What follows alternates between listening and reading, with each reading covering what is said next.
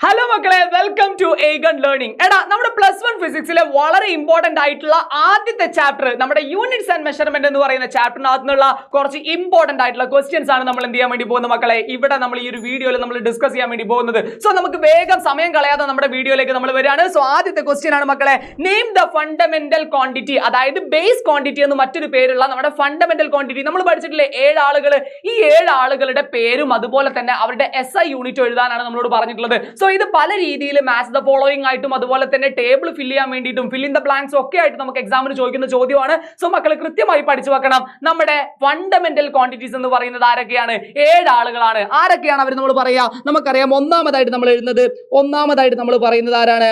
Length എന്ന് പറയുന്ന fundamental quantity ആണ്. സോ ഒന്നാമതായിട്ട് നമുക്ക് പറയാം ലെങ്ത് ആണ് ഫണ്ടമെന്റൽ ക്വാണ്ടിറ്റി. അതിന്റെ SI യൂണിറ്റ് ആണ് നമ്മൾ കൊടുക്കുന്നത്. ആരാണ്?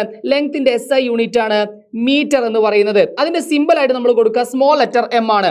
രണ്ടാമതായിട്ട് നമ്മൾ പഠിക്കുന്നത് മാസ് ആണ്. മാസ് എന്ന് പറയുന്ന ഈ ഒരു ഫിസിക്കൽ ക്വാണ്ടിറ്റിയുടെ യൂണിറ്റ് എന്ന് പറയുന്നത് കിലോഗ്രാം ആണ്. കിലോഗ്രാം. അതിന്റെ SI unit small letter kg ആണ്. മൂന്നാമതായിട്ട് നമ്മൾ പഠിക്കുന്നത് ആരാണ്? മാസ് കഴിഞ്ഞാൽ ടൈം ആണ്. അതിന്റെ SI യൂണിറ്റ് സെക്കൻഡ് ആണ്. അതിന്റെ സിമ്പിൾ സ്മോൾ ലെറ്റർ S ആണ്. നാലാമതായിട്ട് നമ്മൾ പഠിക്കുന്നത് ഇലക്ട്രിക് കറണ്ട് ആണ്. ഇലക്ട്രിക് കറണ്ടിന്റെ SI യൂണിറ്റ് എന്ന് പറയുന്നത് ആംപിയർ ആണ്. അതൊരു സയന്റിസ്റ്റിന്റെ പേരായതുകൊണ്ട് നമ്മൾ ക്യാപിറ്റൽ ലെറ്റർ A ആണ് കൊടുക്കുന്നത്. അഞ്ചാമതായിട്ട് നമ്മൾ പഠിക്കുന്നത് ടെമ്പറേച്ചറിന്റെ SI യൂണിറ്റ് എന്ന് പറയുന്നത് കെൽവിൻ ആണ്. കെൽവിൻ ഒരു സയന്റിസ്റ്റിന്റെ പേരായതുകൊണ്ട് നമ്മൾ എന്ത് കൊടുക്കും? Capital letter K. ആറാമതായിട്ട് ലൂമിനസ് ഇന്റൻസിറ്റി. ലൂമിനസ് ഇന്റൻസിറ്റിയുടെ യൂണിറ്റ് ആയിട്ട് നമ്മൾ കൊടുക്കുന്നത് കാൻഡല എന്ന് പറയും. കാൻഡല. അതിന്റെ SI യൂണിറ്റ് ആയിട്ട് നമ്മൾ കൊടുക്കുന്നത്, സിമ്പിൾ ആയിട്ട് നമ്മൾ കൊടുക്കുന്നത് CD ആണ്. ദെൻ ലാസ്റ്റ് വൺ, ഏഴാമതായിട്ട് നമ്മൾ പഠിക്കുന്നതാണ് നമ്മുടെ amount of substance.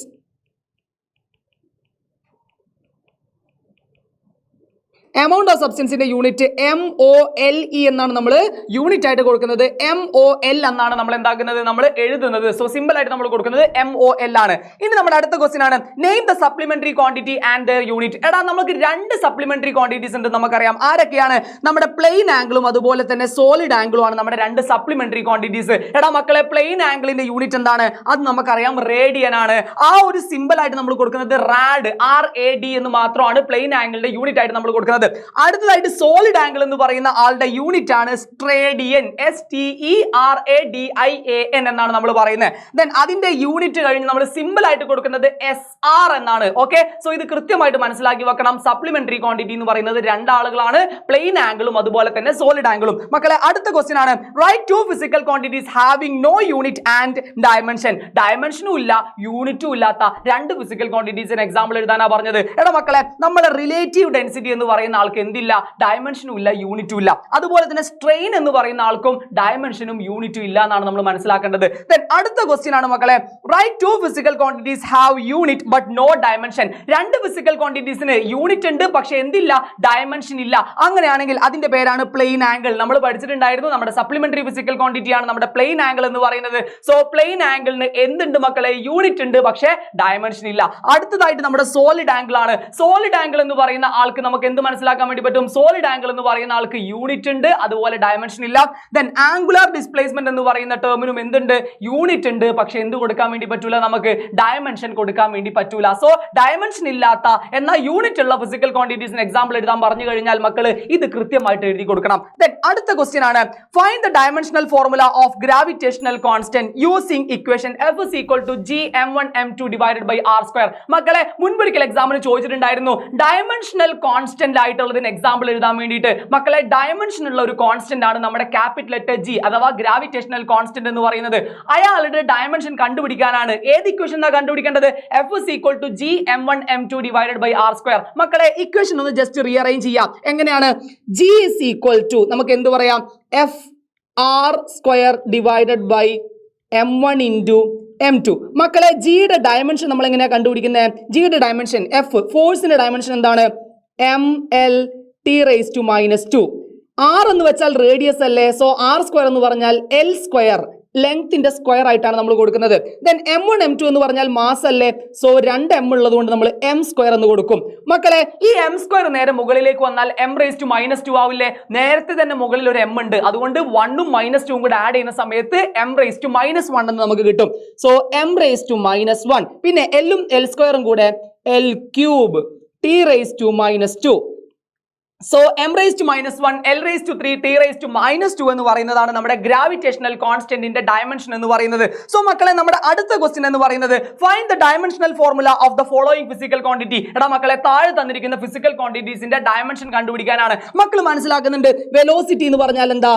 Displacement divided by time ആണ്. എടാ ഡിസ്പ്ലേസ്മെന്റിന്റെ ഡയമെൻഷൻ എന്ന് പറഞ്ഞാൽ നമുക്കറിയാം അത് L ആണ്. അതുപോലെ തന്നെ ടൈമിന്റെ ഡയമെൻഷൻ എന്ന് പറഞ്ഞാൽ T ആണ്. ഈ T നേരെ മുകളിലേക്ക് പോകുന്ന സമയത്ത് LT⁻⁻1 എന്ന് നമുക്ക് കിട്ടും. So dimensional formula of velocity എന്ന് പറഞ്ഞാൽ LT⁻⁻1 ആണ്. ദെൻ ആക്സിലറേഷൻ ആണ് രണ്ടാമതായിട്ട് നമ്മൾ പഠിക്കുന്നത്. മക്കളെ ആക്സിലറേഷന്റെ ഇക്വേഷൻ എന്താണ്? Velocity divided by time. Velocity divided by time ആണ്. എടാ മക്കളെ അങ്ങനെയാണെങ്കിൽ വെലോസിറ്റിയുടെ ഡയമെൻഷൻ ഓൾറെഡി നമ്മൾ പഠിച്ചു, LT⁻⁻1 ആണ്. താഴെ ആര് കൊടുക്കുന്നുണ്ട്? T കൊടുക്കുന്നുണ്ട്. T മുകളിലേക്ക് വരുമ്പോൾ എന്തായിട്ട് മാറും? LT⁻2 ആയിട്ട് ഈ ഇക്വേഷൻ മാറും. സോ നമ്മുടെ ഡയമെൻഷൻ ഓഫ് ആക്സിലറേഷൻ എന്താണ്? LT⁻2 ആണ്. ദെൻ അടുത്തതായിട്ട് നമ്മൾ പഠിക്കുന്നത് എന്താ? ഫോഴ്സ് ആണ്. ഫോഴ്സ് എന്ന് പറഞ്ഞു കഴിഞ്ഞാൽ എന്താ? F = ma, mass into acceleration. Mass into acceleration. So നമ്മൾ പഠിക്കുന്നുണ്ടായിരുന്നു മാസ് എന്ന് പറയുന്നത് എന്താ? മാസ് എന്ന് പറയുന്ന ആളുടെ ഡയമെൻഷൻ m ആണ്.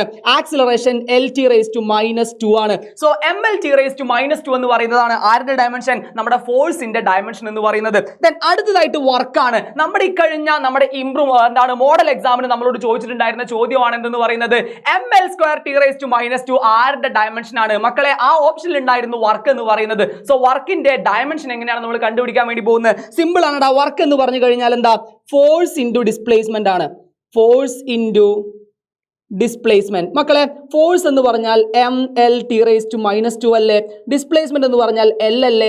അങ്ങനെയാണെങ്കിൽ mL²T⁻2 എന്ന് നമ്മൾ പറയുന്നതാണ് ആര്? നമ്മളുടെ വർക്ക് എന്ന് പറയുന്ന ആളുടെ ഡയമെൻഷൻ. മക്കളെ എനർജിയുടെ ഡയമെൻഷൻ എങ്ങനെയാണ് കണ്ടുപിടിക്കുന്നത്? എനർജി എന്ന് പറയുമ്പോൾ ഒരുപാട് ഇക്വേഷൻ നമ്മുടെ കയ്യിലുണ്ട്. ½ mv² എന്ന് പറയുന്ന കൈനറ്റിക് എനർജിയുടെ ഇക്വേഷൻ വേണമെങ്കിൽ നമുക്ക് എടുക്കാം, അല്ലെങ്കിലോ നമ്മുടെ പൊട്ടൻഷ്യൽ എനർജിയുടെ mgh എന്ന് പറയുന്ന ഇക്വേഷൻ എടുക്കാം. ഇവിടെ ഞാൻ എടുക്കുന്നത് mgh, mass into gravity into height എന്ന് പറയുന്ന ഇക്വേഷനാ. സോ നമുക്കറിയാം മാസിന്റെ ഡയമെൻഷൻ m ആണ്.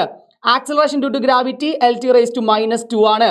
ദെൻ ഹൈറ്റ് എന്ന് പറഞ്ഞാൽ L ആണ്. സോ ഒരുമിച്ച് എഴുതുകയാണെങ്കിൽ mL²T⁻2 എന്ന് പറയുന്ന ഡയമെൻഷൻ നമുക്ക് കിട്ടും. സോ മക്കളെ ഇവിടെ വർക്കിന്റെ ഡയമെൻഷനും എനർജിയുടെ ഡയമെൻഷനും ഒന്നാണ്. ഇത് നമ്മൾക്ക് എന്ത് ചെയ്യാൻ പറ്റിയിട്ടുണ്ട്? ഇവിടെ മനസ്സിലാക്കാൻ പറ്റിയിട്ടുണ്ട്. സോ മക്കളെ വർക്കിനും എനർജിക്കും ഒരേപോലെ തന്നെ ഡയമെൻഷൻ ഷെയർ ചെയ്യുന്ന മറ്റൊരാളാണ് നമ്മുടെ ടോർക്ക് എന്ന് പറയുന്നത്. ഇവർ 3 പേരുടെ ഡയമെൻഷനും mL²T⁻2 ആണ്. സോ മക്കളെ നമ്മുടെ അടുത്ത ക്വസ്റ്റ്യൻ എന്ന് പറയുന്നത് name and state the principle using to check the correctness of an equation. എടാ മക്കളെ ഒരു ഇക്വേഷൻ ശരിയാണോ തെറ്റാണോ എന്ന് നോക്കാൻ വേണ്ടി നമ്മൾ ഉപയോഗിക്കുന്ന ഇക്വേഷനെ പറയുന്ന പേരാണ് principle of homogeneity. Okay, so ആ ഒരു സ്റ്റേറ്റ്മെന്റ് നമ്മൾ പഠിക്കുന്നുണ്ട്. ഒരു ഇക്വേഷൻ ശരിയാണോ തെറ്റാണോ എന്ന് നോക്കാൻ വേണ്ടി നമ്മൾ ഉപയോഗിക്കുന്ന റൂളിന്റെ പേരാണ് പ്രിൻസിപ്പിൾ ഓഫ് ഹോമോജനിറ്റി. സോ നമുക്ക് പറയാം പ്രിൻസിപ്പിൾ ഓഫ് ഹോമോജനിറ്റി. ഈ പ്രിൻസിപ്പിൾ ഓഫ് ഹോമോജനിറ്റിയുടെ സ്റ്റേറ്റ്മെന്റ് എന്താണെന്ന് നമ്മളോട് ചോദിച്ചിട്ടുള്ളത്. മക്കളെ നമുക്ക് പറയാൻ വേണ്ടി പറ്റും an equation representing A physical quantity. ഒരു ഫിസിക്കൽ ക്വാണ്ടിറ്റിയെ റെപ്രസെന്റ് ചെയ്യുന്ന ഇക്വേഷൻ ശരിയാവണം എന്നുണ്ടെങ്കിൽ ആ ഇക്വേഷന്റെ രണ്ട് സൈഡിലുള്ള ഓരോ ടേമുകളുടെ ഡയമെൻഷൻ എന്തായിരിക്കണം? സെയിം ആയിരിക്കണം. So an equation representing A physical quantity will be correct if dimensions of each term on both sides of the equation. ഒരുപാട് എക്സാമുകൾക്ക് നമ്മൾ നോക്കിക്കഴിഞ്ഞാൽ ഒരുപാട് ക്വസ്റ്റ്യൻ പേപ്പറുകൾ നമുക്കിത് കാണാൻ വേണ്ടി പറ്റും. ഒരുപാട് എക്സാമുകൾക്ക് റിപ്പീറ്റ് ചെയ്ത് ചോദിച്ചിട്ടുള്ള ചോദ്യമാണ് എന്താണ് പ്രിൻസിപ്പിൾ ഓഫ് ഹോമോജനിറ്റി എന്ന് പറയുന്നത്. മക്കളെ പ്രിൻസിപ്പിൾ ഓഫ് ഹോമോജനിറ്റി പ്രകാരം നമുക്ക് ഇക്വേഷൻ ശരിയാണോ തെറ്റാണോ എന്ന് നോക്കുന്ന സമയത്ത് ഒരു എക്സാമ്പിൾ നമ്മുടെ മുമ്പിലേക്ക് വരുന്നുണ്ട്. Using the method of dimension check whether the equation is dimensionally correct or not. നമുക്ക് തന്നിരിക്കുന്ന ഇക്വേഷൻ ശരിയാണോ തെറ്റാണോ എന്ന് നമ്മൾ നോക്കാം. സോ മക്കളെ നമ്മുടെ ഫസ്റ്റ് കൈനമാറ്റിക് ഇക്വേഷൻ ആയിട്ടുള്ള v = u + at എന്ന് പറയുന്ന ഇക്വേഷനാണ് നമുക്ക് തന്നിട്ടുള്ളത്. നമുക്കറിയാം v എന്ന് പറഞ്ഞാൽ ഫൈനൽ വെലോസിറ്റി ആണ്. ഡയമെൻഷനലി നമ്മൾ കൊടുക്കുന്നത് എന്താ? LT⁻1 ആണ്. ഇനി u എന്ന് പറഞ്ഞാൽ ഇനീഷ്യൽ വെലോസിറ്റി ആയതുകൊണ്ട് അതിനും നമ്മൾ എന്ത് കൊടുക്കും? LT⁻1 കൊടുക്കും. പ്ലസ് ആക്സിലറേഷൻ എന്ന് പറഞ്ഞാൽ LT⁻2 ആണെന്ന് നമുക്കറിയാം. t എന്ന് പറഞ്ഞാൽ ടൈം ആണ്. സോ നമ്മൾ ഒരുമിച്ച് എഴുതുകയാണെങ്കിൽ LT⁻1, ഇവിടെയും എന്ത് വരും? LT⁻1 പ്ലസ് ഇട്ട് കഴിഞ്ഞ് ഈ ഇൻറ്റുള്ള ടേം ഒരുമിച്ച് എഴുതുകയാണെങ്കിൽ എൽ ടി റേസ് ടു -2ന്റെ കൂടെ 1 ആഡ് ചെയ്ത് കഴിഞ്ഞാൽ -1 ആണ് നമുക്ക് കിട്ടുക. സോ എല്ലാവരുടെ ഡയമെൻഷനും എൽ ടി റേസ് ടു -1 ആണ്. അതുകൊണ്ട് ഈ ഇക്വേഷൻ ഡയമെൻഷനലി കറക്റ്റ് ആണെന്നാണ് നമ്മൾ പറയുന്നത്. ദെൻ അടുത്ത ക്വസ്റ്റ്യനിലേക്ക് നമ്മൾ വരികയാണ്. Check the dimensional correctness of the equation E is equal to mc². ഐൻസ്റ്റൈന്റെ വളരെ ഇമ്പോർട്ടന്റ് ആയിട്ടുള്ള വളരെ പ്രസിദ്ധമായിട്ടുള്ള ഒരു ഇക്വേഷൻ ആണ്.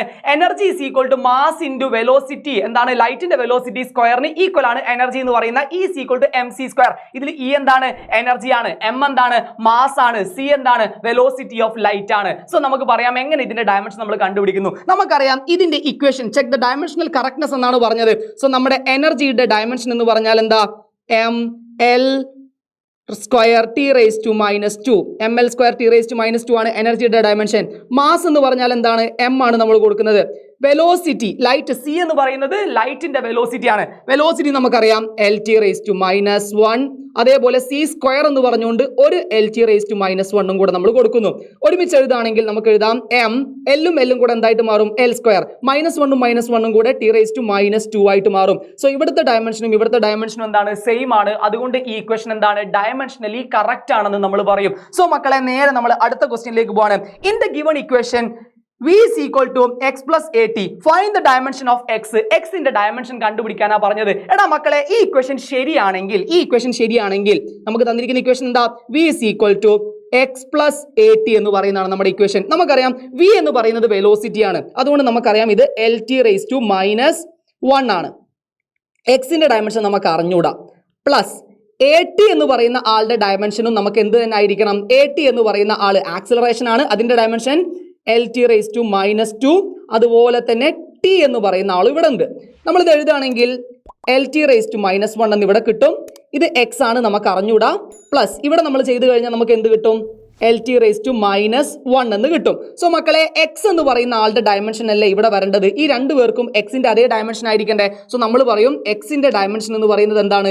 ഇക്വേഷൻ ശരിയാണെങ്കിൽ എക്സിന്റെ ഡയമെൻഷനും എൽ ടി റേസ് ടു -1 തന്നെ ആയിരിക്കണം. അല്ലെങ്കിൽ ഇങ്ങനെ ഒരു ഇക്വേഷൻ ഉണ്ടെന്ന് നമുക്ക് പറയാൻ പറ്റൂല അല്ലെ? നമ്മൾ ചെക്കിംഗ് പറഞ്ഞ സമയത്ത് മനസ്സിലാക്കിയിട്ടുള്ള ഒരു കാര്യമാണ് എക്സിന്റെ ഡയമെൻഷൻ തന്നെ ആയിരിക്കണം ഇവിടെ ആർക്കും വരേണ്ടത്, രണ്ട് സൈഡിലും വരേണ്ടത്. സോ നമ്മൾ മനസ്സിലാക്കുന്നുണ്ട് എക്സിന്റെ ഡയമെൻഷനും ഇവിടെ തന്ന വെലോസിറ്റിയുടെ ഡയമെൻഷനും എന്താണ്? സെയിം ആണെന്നുള്ളത്. ഓക്കെ ആണല്ലോ മക്കളെ? നേരെ പോകുന്നത് derive the equation for kinetic energy E of a body of mass m moving with a velocity v. So നമ്മുടെ ഡയമെൻഷൻ അനാലിസിസിന്റെ രണ്ടാമത്തെ ആപ്ലിക്കേഷൻ ആണ് നമ്മൾ പഠിക്കാൻ വേണ്ടി പോകുന്നത്. എന്താണ് ഒരു ഇക്വേഷൻ ഡിറൈവ് ചെയ്യാൻ വേണ്ടി നമ്മൾ എങ്ങനെ ഉപയോഗിക്കാം? നമുക്ക് ഇവിടെ കാണാൻ പറഞ്ഞത് എന്താണ്? എനർജി ആണ് കാണാൻ വേണ്ടി പറഞ്ഞത്. സോ നമ്മൾ എന്ത് ചെയ്യുന്നു? എനർജി എന്നിട്ട് പ്രപ്പോർഷണാലിറ്റി കൊടുക്കാം. ആരെയൊക്കെ ഡിപ്പെൻഡ് ചെയ്യുന്നുണ്ട്? മാസും വെലോസിറ്റിയും. സോ നമ്മൾ m എന്നിട്ട് കൊടുക്കുന്നു, അതുപോലെ തന്നെ v എന്നിട്ട് കൊടുക്കുന്നു. ഇനി ഈ പ്രപ്പോർഷണാലിറ്റി മാറ്റി ഈക്വൽ ടു കൊടുക്കുന്ന സമയത്ത് നമ്മൾ ഒരു കോൺസ്റ്റന്റ് കൊടുക്കുന്നു. എമ്മിന്റെ പവർ എ എന്നും വിന്റെ പവർ ബി എന്നും. ഇനി നമുക്കറിയാം ഇതിന് ഇക്വേഷൻ 1 എന്ന് വിളിച്ചതിന് ശേഷം എനർജിയുടെ ഡയമെൻഷൻ എന്താണ്? M L square T raise to -2 ആണ്. അതുപോലെ തന്നെ കെ എന്ന് പറഞ്ഞാൽ ഡയമെൻഷൻ ഇല്ലല്ലോ, കോൺസ്റ്റന്റ് അല്ലേ? നേരെ പോകുന്നത് എങ്ങോട്ടേക്കാം? എം എന്ന് പറയുന്ന ആളുടെ ഡയമെൻഷൻ ആണ്. എം മാസ് ആയതുകൊണ്ട് നമ്മൾ എം എന്ന് കൊടുക്കുന്നു, പവർ എ ആണ്. വി എന്ന് പറഞ്ഞാൽ വെലോസിറ്റി ആണ്, എൽ ടി റേസ് ടു -1 ആണ്, പവർ ബി ആണ്. ഇവിടെ നമ്മൾ സ്പ്ലിറ്റ് ചെയ്ത് എഴുതുകയാണെങ്കിൽ എമ്മിന്റെ പവർ എന്ന് പറയുന്നത് എ ആണ്, എല്ലിന്റെ പവർ ബി ആണ്. T raise to -1 whole raise to B എന്ന് പറഞ്ഞാൽ ടി റേസ് ടു -b ആണ്. സോ നമ്മൾ കമ്പയർ ചെയ്യുന്ന സമയത്ത് ഇവിടെ എയുടെ വാല്യൂ ഈ രണ്ട് സൈഡും നമ്മൾ കമ്പയർ ചെയ്യുന്ന സമയത്ത് നമുക്ക് പറയാൻ വേണ്ടി പറ്റും എ ഈക്വൽ ടു 1 ആണ്, അതുപോലെ ബി ഈക്വൽ ടു 2 ആണ്. ഈ വാല്യൂ നമ്മൾ ഇക്വേഷൻ 1ലേക്ക് സബ്സ്റ്റിറ്റ്യൂട്ട് ചെയ്യാൻ വേണ്ടി പോവാണ്. ഇക്വേഷൻ 1 എന്ന് പറയുന്നത് E is equal to kmv square. So നമുക്കറിയാം kmv സ്ക്വയർ എന്ന് പറയുന്നതാണ് കൈനറ്റിക് എനർജിയുടെ അല്ലെങ്കിൽ എനർജിയുടെ ഇക്വേഷൻ എന്ന് പറയുന്നത്. സോ ഈ k എന്ന് പറയുന്ന ആളുടെ വാല്യൂ ശരിക്കും നമുക്കറിയാം അത് ഹാഫ് ആണ്. പക്ഷേ ഈ മെത്തേഡിലൂടെ നമുക്ക് എന്ത് ചെയ്യാൻ പറ്റില്ല? ആ ഹാഫ് എന്ന് പറയുന്ന വാല്യൂ നമുക്ക് ഇതിൻ്റെ അകത്ത് നിന്ന് കണ്ടുപിടിക്കാൻ വേണ്ടി പറ്റൂല. ഇത് ഡയമെൻഷൻ അനാലിസിസിൽ ഇവിടെ വരുന്ന ഒരു ലിമിറ്റേഷൻ ആയിട്ടാണ് നമ്മൾ പഠിച്ചു വെക്കുന്നത്. സോ നമുക്ക് ഡയമെൻഷൻലെസ് ആയിട്ടുള്ള കോൺസ്റ്റന്റുകളുടെ വാല്യൂ എന്ത് ചെയ്യാൻ പറ്റില്ല? ഈ മെത്തേഡിലൂടെ കണ്ടുപിടിക്കാൻ പറ്റൂല എന്ന് പറയുന്നത് ഇതിന്റെ ഒരു ലിമിറ്റേഷൻ ആണ്. ഹാഫ് എന്ന് പറയുന്നതാണ് ഈ കെയുടെ വാല്യൂ എന്നൊക്കെ മക്കൾക്ക് അറിയാം. ഓക്കെ, സോ അത് കണ്ടുപിടിക്കാൻ വേണ്ടി പറ്റാത്തതാണ് ഇതിന്റെ പ്രശ്നം. അടുത്തതാണ് find the numbers of significant figures in the following numbers. അതായത് നമുക്ക് എത്ര സിഗ്നിഫിക്കന്റ് ഫിഗർ ഉണ്ട്, ഈ താഴെ തന്നിരിക്കുന്ന ഓരോ നമ്പറിലും എത്ര സിഗ്നിഫിക്കന്റ് ഫിഗേഴ്സ് ഉണ്ടെന്ന് കണ്ടുപിടിക്കാനാണ് പറഞ്ഞത്. സോ മക്കളെ നിങ്ങൾ മനസ്സിലാക്കാം, ഇവിടെ തന്നിരിക്കുന്ന നമ്പർ നിങ്ങൾ ശ്രദ്ധിച്ചേ. ആദ്യത്തെ ഈ 2 0 എന്തല്ല? സിഗ്നിഫിക്കന്റ് അല്ല. കാരണം തുടക്കത്തിലെ സീറോസ് നമുക്ക് എന്ത് ചെയ്യാൻ പറ്റൂല? ഒരു നമ്പർ ലെസ് ദാൻ 1 ആണെങ്കിൽ തുടക്കത്തിലെ സീറോസ് നമുക്ക് എടുക്കാൻ പറ്റൂല. സോ ഒരു ഡെസിമൽ പോയിന്റിന് ശേഷം നമ്മൾ വരുന്ന ഈ ഒരു നോൺ സീറോ മുതലുള്ളത് മാത്രമേ നമുക്ക് എന്ത് ചെയ്യാൻ പറ്റൂ? സിഗ്നിഫിക്കന്റ് ആയിട്ട് എടുക്കാൻ പറ്റൂ. സോ 2 മുതൽ ഇങ്ങോട്ടുള്ള നമ്പേഴ്സ് ആണ് സിഗ്നിഫിക്കന്റ്. സോ നമ്മൾ 1 2 3 4 4 സിഗ്നിഫിക്കന്റ് ഫിഗേഴ്സ് ഉണ്ട്. അടുത്തത് എത്രയാ വരുന്നത്? ഇവിടെ നമുക്ക് കാണാൻ വേണ്ടി പറ്റും 35600. അവസാനത്തെ 0 നമുക്ക് എടുക്കാൻ പറ്റൂല. ആ നമ്പറിൽ ഡെസിമൽ ഇല്ലാത്തത് കൊണ്ട് അവസാനത്തെ 0 നമുക്ക് എന്ത് ചെയ്യാൻ പറ്റില്ല? സിഗ്നിഫിക്കന്റ് ആയിട്ട് എടുക്കാൻ പറ്റില്ല. സോ ഇതിൽ ആര് മാത്രമേ സിഗ്നിഫിക്കന്റ് ആയിട്ടുള്ളൂ? ഈ 3 നമ്പേഴ്സ്. സോ 3 SF മാത്രമേ ഇവിടെ ഉള്ളൂ. അടുത്ത് നോക്കിക്കഴിഞ്ഞാൽ എല്ലാ നമ്പേഴ്സും നോൺ സീറോസ് ആണ്. നോക്ക് 3 4 5 6 7 8 9. സോ നമ്മൾ പറയുന്നു 1 2 3 4 5 6 7 7 സിഗ്നിഫിക്കന്റ് ഫിഗേഴ്സ് ഉണ്ട്. അടുത്ത നമ്പർ നോക്കും മക്കളെ, 10⁻14 എന്ന് പറയുന്നു. സോ അതിന് നിങ്ങൾ കൺസിഡർ ചെയ്യാതെ അതിന്റെ തൊട്ട് മുമ്പ് പറഞ്ഞ 4 മാത്രമാണ് നമ്മൾ സിഗ്നിഫിക്കന്റ് ആയിട്ട് എടുക്കുന്നത്. സോ 4 ആണ് ഇവിടെ 4 ആണ് ഇവിടെ SF ആയിട്ട് വരുന്നത്. സോ നമ്മൾ എടുക്കുന്ന വാല്യൂ എന്ന് പറയുന്നത് ഒറ്റ സിഗ്നിഫിക്കന്റ് ഫിഗർ ആണ്, ഒറ്റ SF ആണ് ഇവിടെ വരുന്നത്. അടുത്ത് നോക്കിക്കഴിഞ്ഞാൽ 3 × 10⁻10. 10⁻10 നമ്മൾ കൺസിഡർ ചെയ്യേണ്ട, 3 മാത്രം എടുത്താൽ മതി. സോ എത്ര SF വരുന്നുണ്ട്? ഒരു SF മാത്രമാണ് ഇവിടെ വരുന്നത്. ഓക്കെ ആണല്ലോ. ദെൻ അടുത്ത ലാസ്റ്റ് ക്വസ്റ്റ്യനിലേക്ക് നമ്മൾ വരികയാണെങ്കിൽ, find the sum of numbers 436.32 gram, 227.2 gram and 0.301 gram to appropriate significant figures. അതായത് ഈ നമ്പറുകളൊക്കെ ആഡ് ചെയ്യാനാണ് നമ്മളോട് പറഞ്ഞത്. ആരൊക്കെയാണ്? 436.32 പ്ലസ് അടുത്തത് ഏതാണ് ആഡ് ചെയ്യാൻ വേണ്ടി പറഞ്ഞത്? 227.2. അതുപോലെ തന്നെ നമ്മളോട് ആഡ് ചെയ്യാൻ പറഞ്ഞ മറ്റൊരു നമ്പറാണ് ആര്? ഇതാ 0.301 എന്ന് പറയുന്നത്. സോ ഇതെല്ലാം നമ്മളോട് എന്ത് ചെയ്യാൻ പറഞ്ഞു? ആഡ് ചെയ്യാൻ പറഞ്ഞു. പക്ഷെ നമ്മളൊരു കാര്യം ഇവിടെ ശ്രദ്ധിക്കണം. ഇതിൽ എത്ര ഡെസിമൽ പ്ലേസ് ഉണ്ട് മക്കളെ? ഇവിടെ നോക്കിക്കഴിഞ്ഞാൽ നമുക്ക് കാണാൻ വേണ്ടി പറ്റും എത്ര ഡെസിമൽ വരുന്നുണ്ട് ഇവിടെ. ഇതിനകത്ത് 2 ഡെസിമൽ പ്ലേസ്, ഇവിടെ 1 ഡെസിമൽ പ്ലേസ്, ഇവിടെ 3 ഡെസിമൽ അല്ലെ. പോയിന്റിന് ശേഷം 3 എണ്ണം, പോയിന്റിന് ശേഷം 1, പോയിന്റിന് ശേഷം 2. അപ്പൊ നമ്മൾ പറയും ഇവിടെ എത്ര ഡെസിമൽ പ്ലേസുകൾ ഉണ്ട്? ഇവിടെ 2 ഡെസിമൽ പ്ലേസ്. ഇവിടെ നോക്കിക്കഴിഞ്ഞാൽ എത്ര ഡെസിമൽ പ്ലേസ് കാണാൻ പറ്റും? 1 ഡെസിമൽ പ്ലേസ്. ഇവിടെ നോക്കിക്കഴിഞ്ഞാലോ 3 ഡെസിമൽ പ്ലേസ്. സോ നമ്മളിത് ആഡ് ചെയ്യുകയാണെങ്കിൽ നമുക്ക് എഴുതാൻ വേണ്ടി പറ്റും. ഇതിൻ്റെ അകത്ത് നിന്ന് നമ്മൾ ഇതൊന്ന് ആഡ് ചെയ്ത് വെക്കുകയാണെങ്കിൽ നമുക്ക് എഴുതാം. യെസ്, ഇവിടെ നമ്മുടെ 1, ഇത് 2 തന്നെയാണ് വരുന്നത്. 3 3 6 8 വരുന്നു.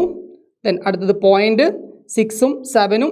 Okay, 3 carrying 1, then 6.